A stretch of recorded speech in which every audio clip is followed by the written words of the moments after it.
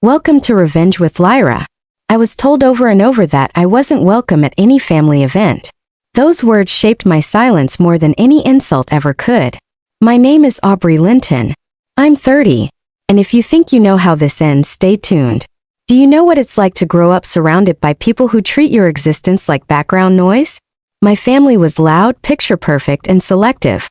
They had a rule that everyone followed, but no one said out loud. Belonging was conditional. If you didn't dress right, talk right, or make them proud, you were invisible. By 17, I'd become the family ghost. Present in photos only when mom needed symmetry. I thought time would soften them. It didn't.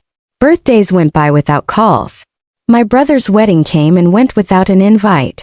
Thanksgiving dinners? Oh, we figured you were busy. Busy. That word was their velvet dismissal. When I left Ohio for a marketing job in Portland, I told myself I'd finally breathe. The distance helped. I met people who didn't need me to perform. Friends who laughed too loud.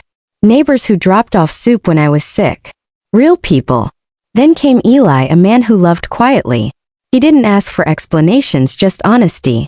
When he proposed under the rain-lit bridge downtown, I said yes before he even finished the sentence.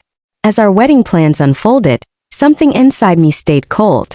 I couldn't shake the thought of sending invitations to the same family that had spent years pretending I didn't exist. Every RSVP would feel like charity, so I didn't. Not one. 2 weeks before the wedding, my cousin Danielle sent a voice note dripping with accusation.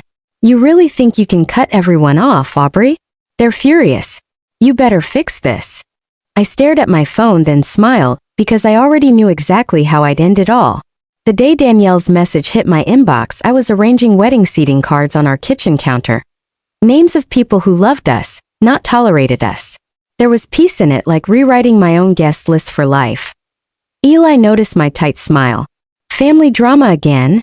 He asked softly, rinsing coffee mugs. Not drama, I said. Just ghosts trying to RSVP. He didn't push. That's what I loved about him. His quiet respect for my boundaries. Still, the universe has a cruel sense of timing. By that afternoon, my phone lit up with texts. Mom, you're being childish. This wedding is a chance to heal. Dad, you think you're better than us now. Brother, you'll regret this stunt. I didn't reply, but I could feel the old fear crawling back. The one that used to make me shrink, apologize, over-explain. That night, Eli found me sitting on the floor, scrolling through messages I hadn't opened. He knelt beside me, his hand brushing mine. You don't owe anyone an invitation to your peace, he whispered. I exhaled. Maybe that's what I needed. Permission to choose myself. Still, curiosity won. I clicked open Mom's last voicemail. Her voice trembled, the practiced kind of sadness that sounds rehearsed. Aubrey, you've always made things difficult. Your father's embarrassed. If you just apologize, we could fix this before people start asking questions. Fix this. That phrase triggered something sharp inside me. They didn't want reconciliation.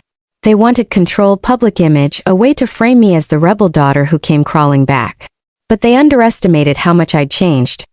That night, I opened my laptop, typed out a single simple email, and scheduled it for delivery on the morning of my wedding. When that message sent, the story of my family finally ended exactly where it began, with truth they couldn't twist. The morning sun spilled across our apartment, touching the ivory lace of my wedding dress draped by the window. My phone buzzed nonstop, missed calls, voice notes, chaos. I ignored every one of them because somewhere between last night and this morning, that email had been delivered. I could almost imagine their faces at breakfast, Mom opening it first, eyes narrowing as she read my words. I forgive you, but forgiveness doesn't mean access. Some doors close quietly, others permanently. This wedding isn't revenge, it's release. That was it. No anger, no defense, just truth. Eli peeked out from the kitchen, holding 2 mugs of coffee. You good? I smiled. Better than I've ever been. He grinned. Then let's go get married. The ceremony was small. 28 people under a canopy of fairy lights in a Portland garden. The air smelled of rain and roses. My best friend Leah adjusted my veil while whispering, "You look like peace." For the first time I believed her. But peace didn't last long. Halfway through dinner, Leah's phone buzzed. She frowned, glanced at me and whispered, Aubrey, your mom just posted something. My stomach nodded. Against my better judgment, I took her phone. There it was, Mom's Facebook post. A photo of me as a child captioned, "Some daughters forget who raised them. Sad day for our family, but love always wins." Within minutes, relatives flooded the comments. Cousins, aunts, even church friends pitying her, shaming me. The same people who hadn't spoken my name in years were suddenly heartbroken. Eli saw my face and whispered, "Don't let them steal your moment." I nodded. But deep down, I knew this wasn't over. The morning after our wedding, the world should have felt still, like the quiet after fireworks. Instead, my notifications looked like a battlefield. Hundreds of comments, messages, screenshots from friends saying, "Your mom's post is blowing up." Someone even tagged a local community group.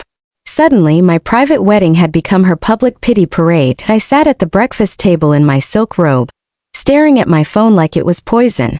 Eli leaned on the counter, reading my expression.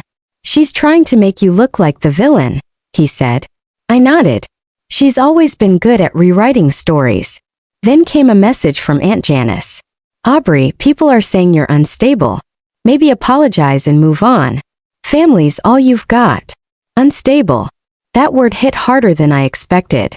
It was the same label Mom had used when I left home at 19, packing a single suitcase while she cried on the porch. Not from loss, but from losing control. I locked my phone and walked to the balcony, the air cold against my bare feet. Down below, the city hummed normal, unaware that my childhood was trending under hashtags about ungrateful daughters. Eli came up behind me, wrapping his arms around my waist. "You don't have to fix what you didn't break." I closed my eyes. "I'm not fixing it," I said quietly. "I'm finishing it." By noon, I had made up my mind. I called a local event coordinator, someone who worked on corporate PR crises. She owed me a favor from a past project. "Hey Claire," I said. "You still handle social media cleanups?" "Of course," she said. "Whose mess are we erasing?" I hesitated, then smiled. "Mine, but not how you think." Because the call I made that afternoon wasn't about revenge. It was about exposure.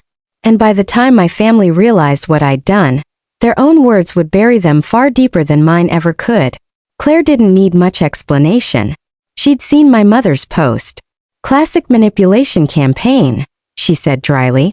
"If you give me a few hours, I can trace every account sharing it.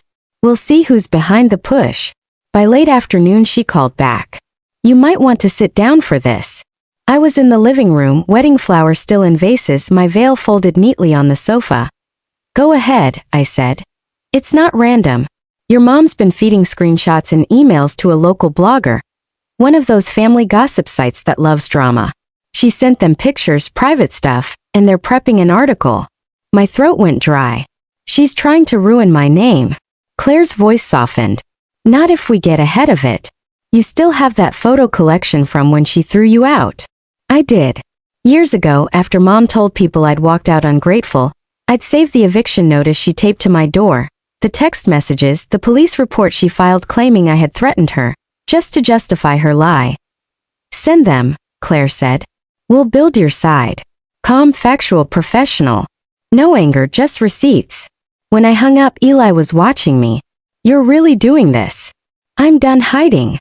He nodded slowly. "Then do it right. Tell the truth. Not for them, but for you." So I did. I wrote a letter, one long, calm message, and sent it to the same blogger my mother had used.